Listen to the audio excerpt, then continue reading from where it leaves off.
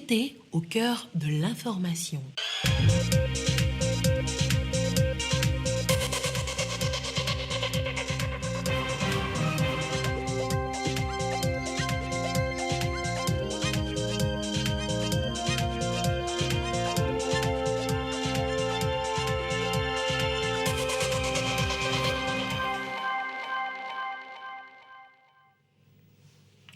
Il est l'heure du journal sur la télévision togolaise. Madame, Monsieur, bonsoir. Et voici les titres de cette édition.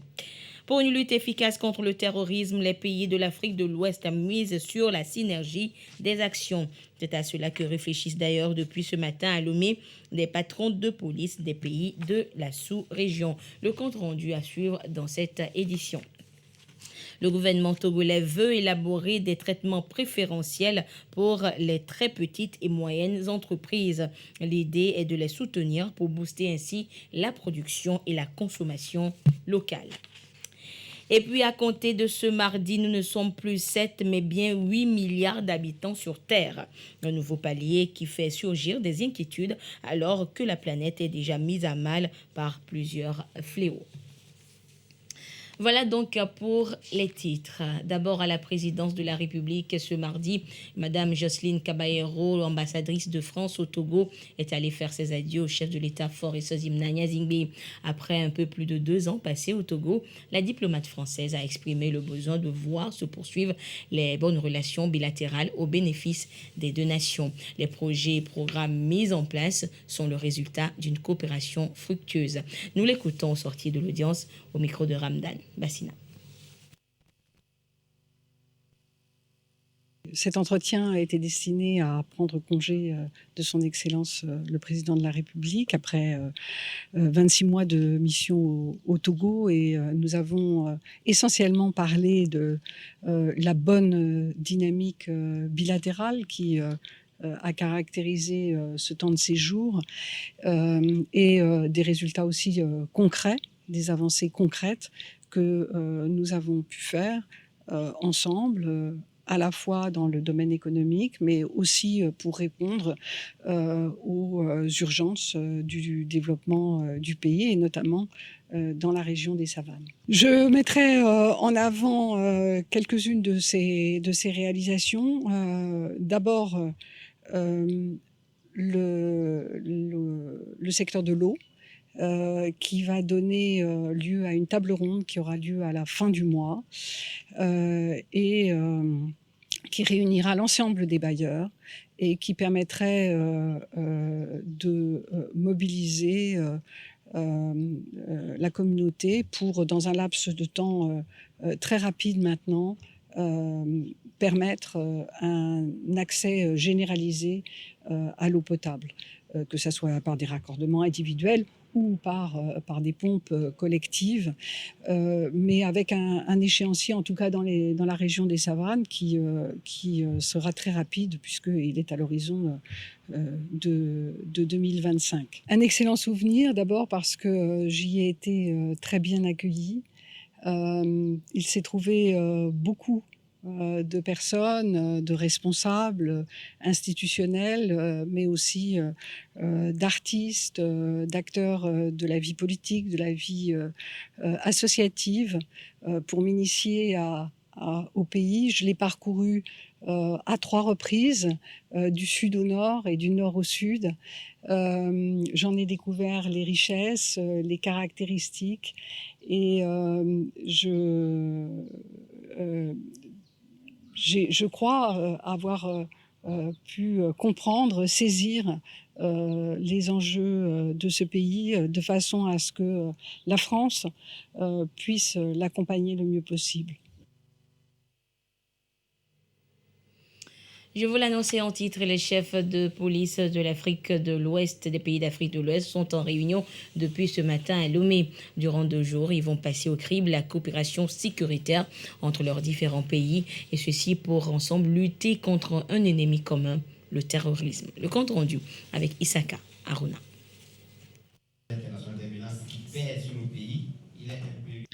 Ils sont à la recherche de meilleures stratégies de riposte contre le terrorisme et la criminalité transfrontalière, les autorités et chefs de police des pays de la CEDEAO. La paix est menacée en Afrique de l'Ouest.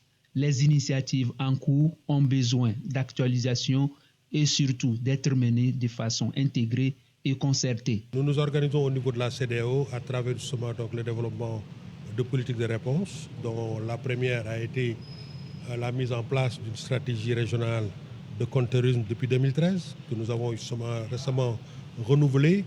La réactivation du sous-comité en charge de la formation et des opérations conjointes, qui permet justement donc l'effectivité de la coopération policière au niveau de la région, à travers la formation donc de nos unités, pour qu'elles puissent justement donc être aptes à donner la bonne réponse, mais également à travers l'organisation d'opérations conjointes. Et la plupart des formes de criminalité que vous voyez transcendent nos frontières, et nous sommes convaincus que seule la coopération régionale, la coopération entre polices, la coopération entre États peut nous permettre d'avoir justement les ressources nécessaires et la mobilisation optimale pour pouvoir faire face. La réunion de Lomé connaît la participation de l'Organisation internationale de la police criminelle, une expertise croisée qui renforcera la lutte contre un fléau nourri aussi par les technologies nouvelles. La cybercriminalité est inhérente aux technologies de l'information et de la communication.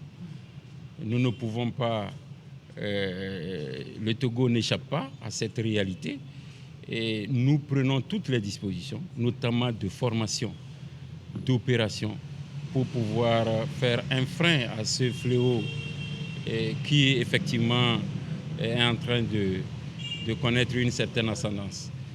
Donc ce n'est que par la formation, la préparation de nos officiers de police judiciaire que nous pourrons vaincre ce fléau. Il n'y a pas question d'avoir peur, elle ne pourra pas nous engloutir. Avec les formations et toute la mobilisation de la communauté ouest-africaine contre ce fléau, nous allons forcément prendre le dessus.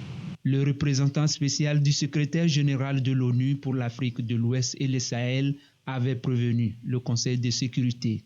L'insécurité risque de compromettre les avancées politiques durement acquises dans la sous-région. Sobomont, en charge de la sécurité régionale, se retrouvera en février 2023 à Niamey au Niger pour affiner les stratégies préconisées à Lomé. Au chapitre économique, la question de comment booster la consommation locale, les experts commerciaux évoquent des traitements préférentiels en faveur des très petites et moyennes entreprises. Et ce matin, le sujet est d'ailleurs évoqué et débattu entre entrepreneurs, opérateurs économiques et porteurs de projets. Le compte-rendu de la rencontre avec Edwige Soudi et Carmen Madjé à Caton. Sur ce panel de riches discussions, des experts en promotion des entreprises, en fiscalité et en investissement croisent leurs réflexions pour trouver le traitement préférentiel à apporter aux très petites et moyennes entreprises TPME afin de booster la consommation locale. Certains pensent que le grand défi de compétitivité de ces entreprises, c'est la qualité de leurs produits. Pour d'autres, leur développement durable requiert, outre un environnement global incitatif et cohérent, un dispositif d'appui direct, performant et une offre de financement adaptée. Le ministère, à travers les partenariats qu'il a noués avec les institutions de financement, aide le porteur de la TPME, s'il est âgé de 18 à 35 ans, à avoir un crédit à 4,5%. Nous connaissons aujourd'hui le coût du crédit, mais cette intervention du ministère à travers le FAEJ permet aux jeunes de pouvoir avoir des ressources. Au niveau de l'Office togolais des recettes OTR, les très petites et moyennes entreprises bénéficient de mesures incitatives en matière fiscale et douanière. 40% de réduction sur les impôts, par exemple. Au niveau de la gestion fiscale, il y a une segmentation qui prend en compte les petites et moyennes entreprises sous un régime qu'on appelle le régime synthétique. Le régime synthétique, c'est un régime de forfait qui gère ces contribuables-là avec un allègement des charges fiscale et en même temps une facilitation en matière de la tenue et d'obligations comptables. Donc il y a aussi au-delà de ces mesures-là, les centres de gestion agréés dont le gouvernement est en train d'encourager la promotion aujourd'hui.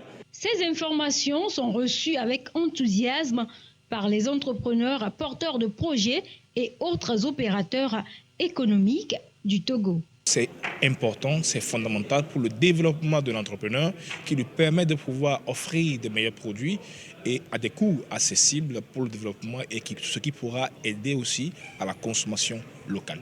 Parce que plus les produits sont efficaces, parce que nous avons des produits intéressants à des coûts moindres, nous pouvons vraiment challenger le marché local et international, pourquoi pas. La représentation de l'Union économique et monétaire ouest-africaine UEMOA au Togo accompagne les efforts de transformation des produits locaux à travers la promotion du savoir-faire national. Nous en ressortons très très satisfaits puisque ces échanges nous ont permis de voir que les outils, les instruments existent et que le partage de l'information s'impose encore plus et la recherche de l'information aussi s'impose à l'entrepreneur vers ces structures pour en connaître davantage et pouvoir mieux gérer son entreprise. Les très petites et moyennes entreprises constituent aujourd'hui la base du tissu économique. Le secteur participe, selon le gouvernement, à plus de 60% à la croissance économique et à 47% à la création d'emplois. Il contribue fortement à la valorisation de l'innovation, au développement régional et local et au renforcement de la cohésion sociale. Éducation à présent avec cette rencontre à Lomé des enseignants des sciences de 8 pays d'Afrique, dont le Togo. Ils vont ainsi acquérir de nouvelles compétences et pédagogie dans l'enseignement de cette matière dans les différents établissements scolaires de leurs pays respectifs.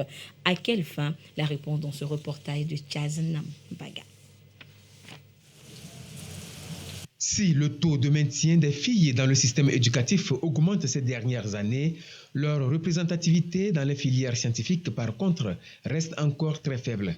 Cette session de formation sur l'enseignement efficace et sensible au genre des sciences, de la technologie, de l'ingénierie et des mathématiques STEM ambitionne de renverser la tendance. Nous avons remarqué que dans nos écoles, on donne peu de priorité à l'enseignement de la science, des mathématiques, de l'ingénierie et de la technologie. Et surtout, les filles ne s'intéressent pas à ces disciplines. Et si nous voulons changer la donne et faire en sorte que l'Afrique, le continent africain, suive le pas des autres continents et se développe au même rythme, il faudrait qu'on repense l'éducation, l'enseignement de la science. En effet, les secteurs liés aux sciences, à la technologie, à l'ingénierie et aux mathématiques sont considérés comme moteurs de l'innovation. Ils contribuent à la création de nouveaux emplois, induisent le bien-être social tout en garantissant la croissance inclusive et le développement durable. D'où l'enjeu des présentes assises, réduire la disparité entre filles et garçons dans les filières scientifiques. Pour ce faire, il faut travailler sur les cadres normatifs, sur les politiques et les stratégies nationales, et c'est le rôle de l'UNESCO, et c'est pour cette raison que nous avons pensé organiser cette formation ici au Togo.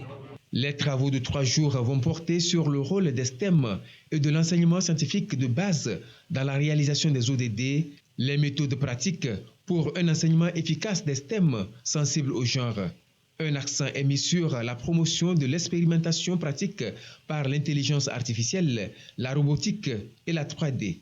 On a fait une formation en ligne au mois d'août et on a appris déjà des connaissances de base qu'on va mettre en pratique surtout dans cette formation physique, où on va se concentrer surtout à l'impression 3D, dessiner en 3D sur des logiciels de dessin de 3D, après les imprimer et physiquement pouvoir les modifier, les améliorer.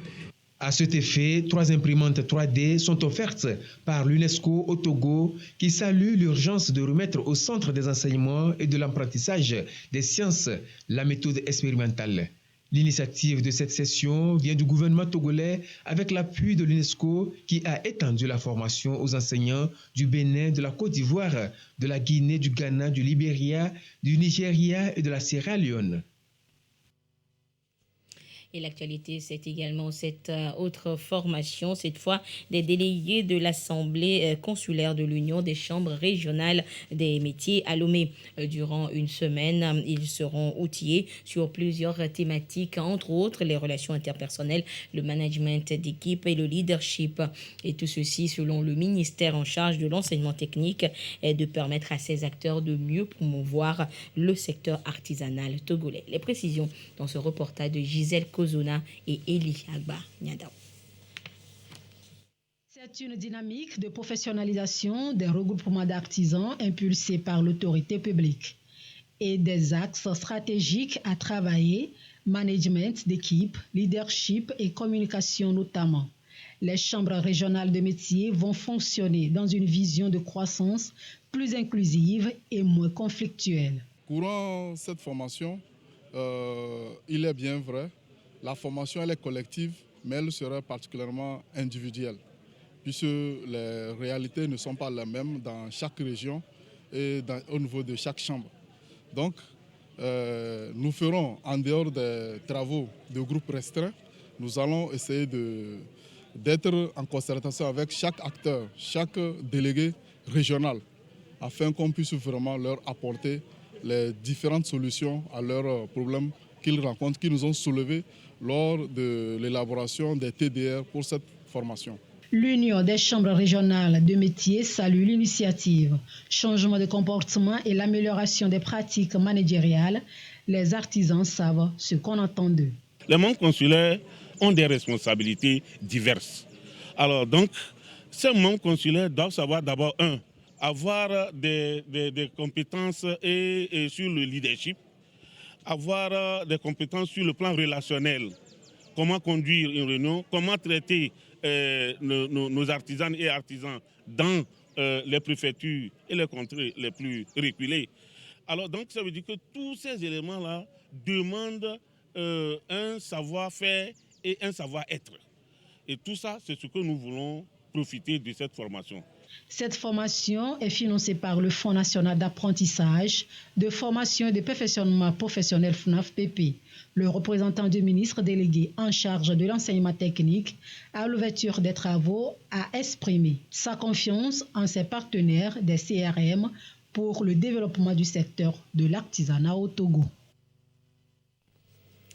Plan international Togo va piloter un programme dans les régions des plateaux et Kara. Il est intitulé Autonomisation des jeunes en Afrique de l'Ouest et ce projet est à sa phase 2. Il est initié pour ainsi apporter des solutions durables aux différentes difficultés que rencontrent les jeunes et surtout dans le secteur de leur employabilité. Et le programme a officiellement démarré après un lancement du côté de Niamtougou. Le compte rendu avec Nestor Mozo sur place.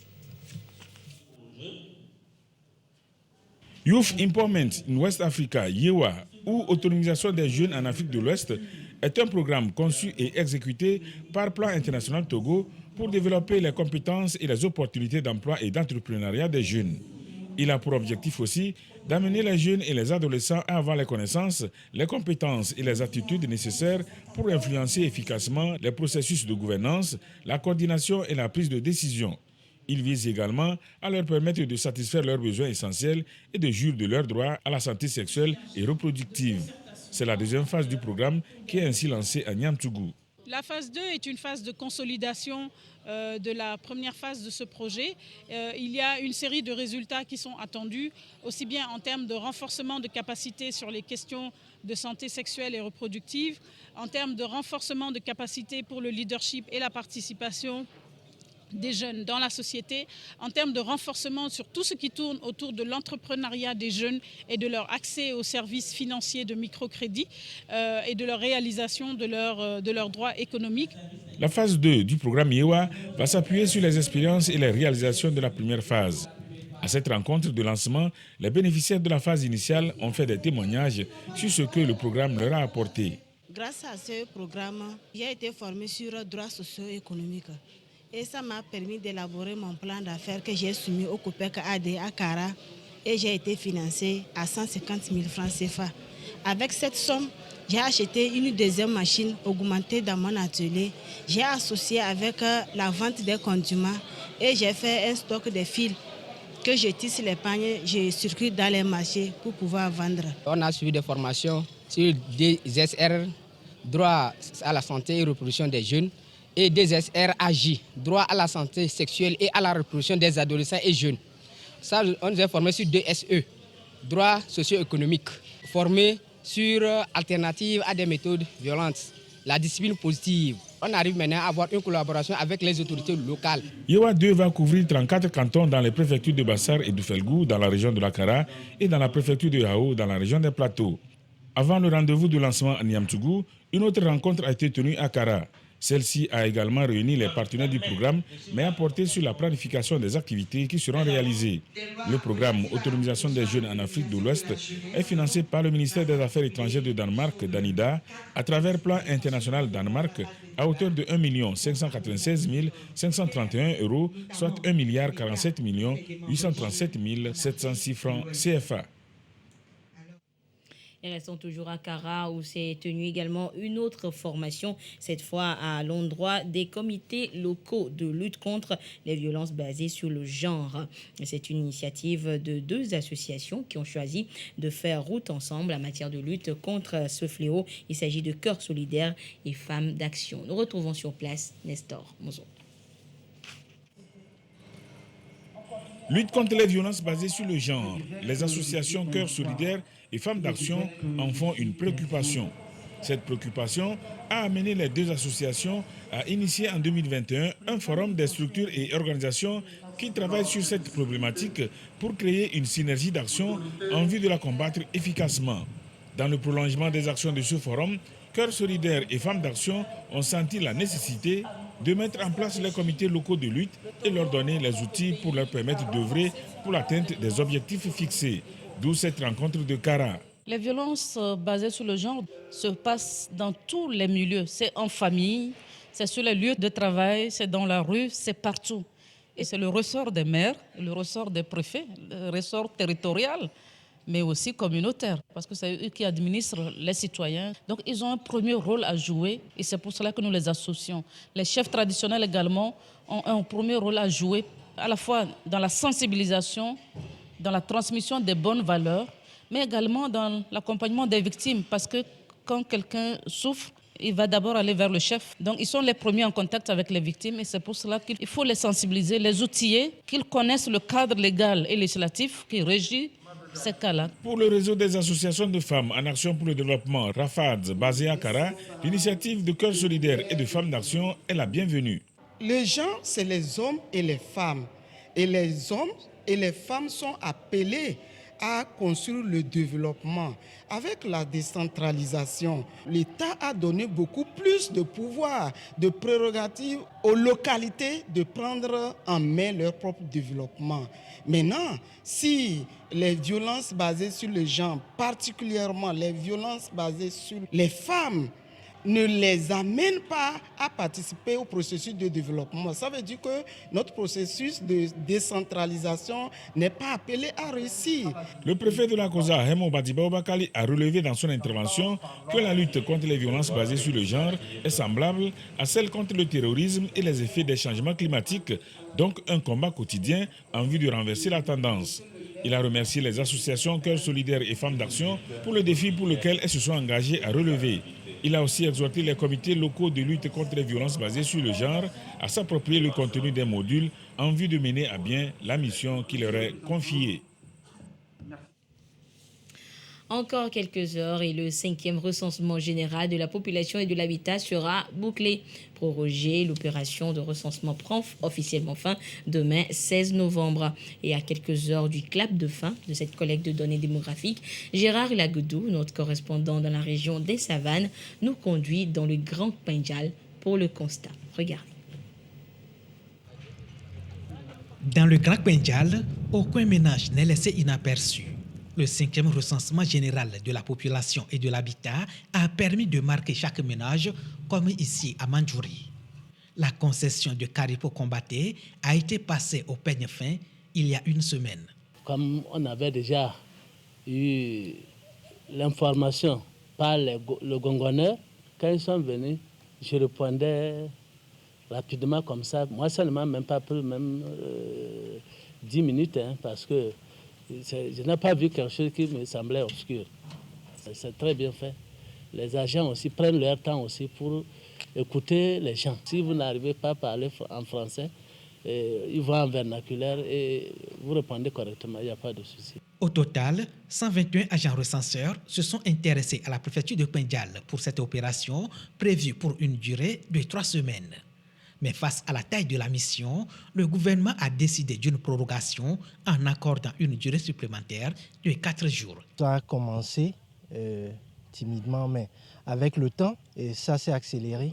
Et au jour d'aujourd'hui, je dirais que la quasi-totalité des concessions ont été recensées. Joie et soulagement des autorités locales. Leur implication a facilité la tâche aux agents recenseurs déployés sur le terrain. Il ne reste qu'un petit ratissage au niveau de la zone de dénombrement 41, qui est au niveau de Borgou, qui est la zone la plus vaste. Donc c'est dû à quelques 2 ménages qui étaient en déplacement qui sont revenus.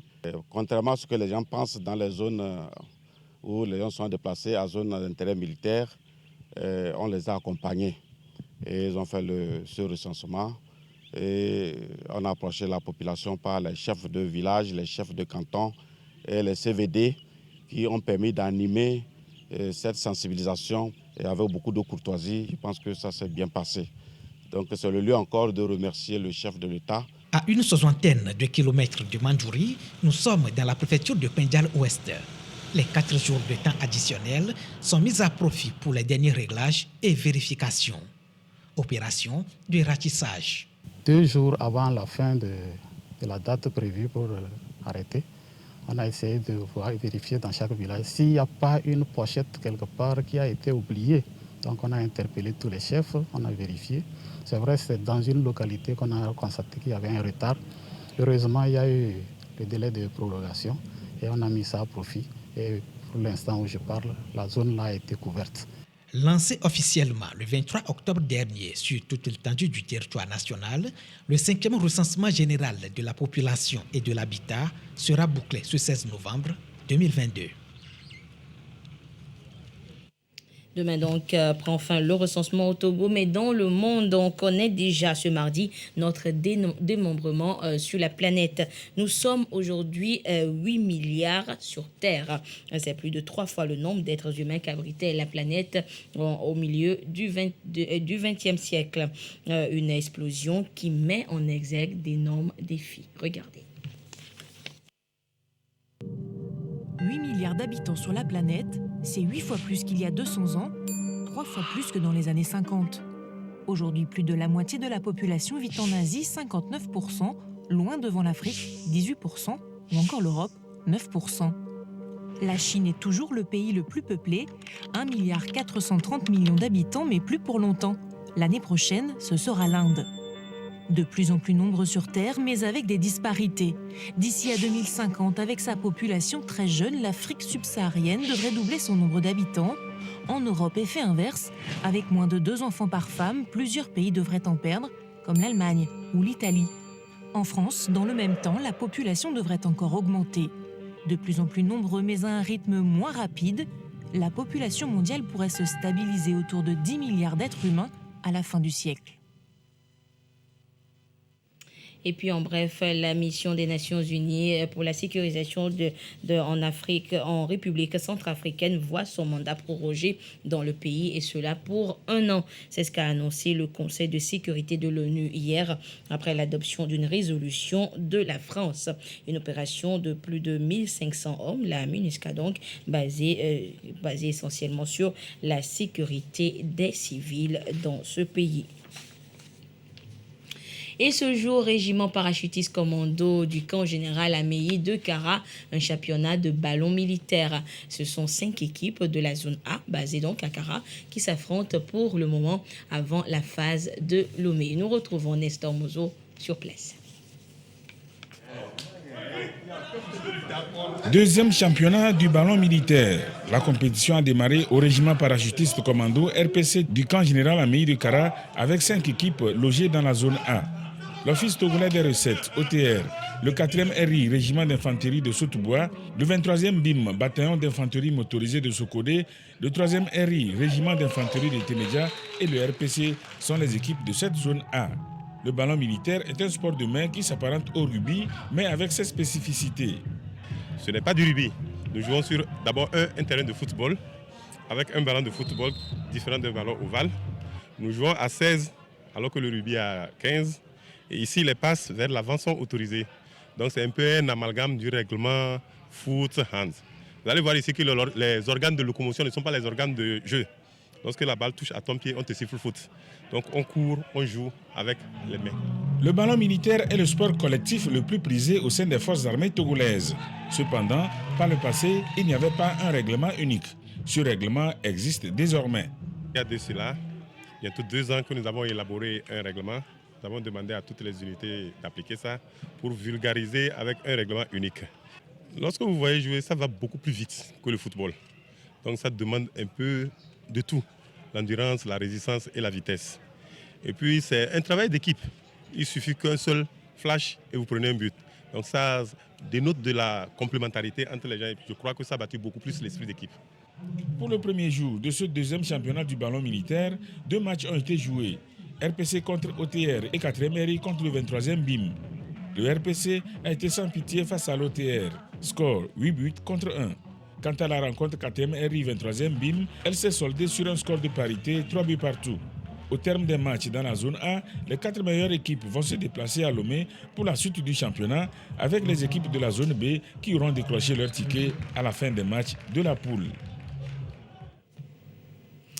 Et pour mieux découvrir donc ce ballon militaire, cette compétition du ballon militaire, pour ceux qui sont à Lomé, il n'y a qu'à attendre la phase de Lomé. Et voilà, ainsi se referme cette édition. Merci de votre fidélité à la télévision togolaise et merci à tous ceux qui nous ont suivis, notamment du côté de Kara. Excellente suite de nos programmes. Au revoir.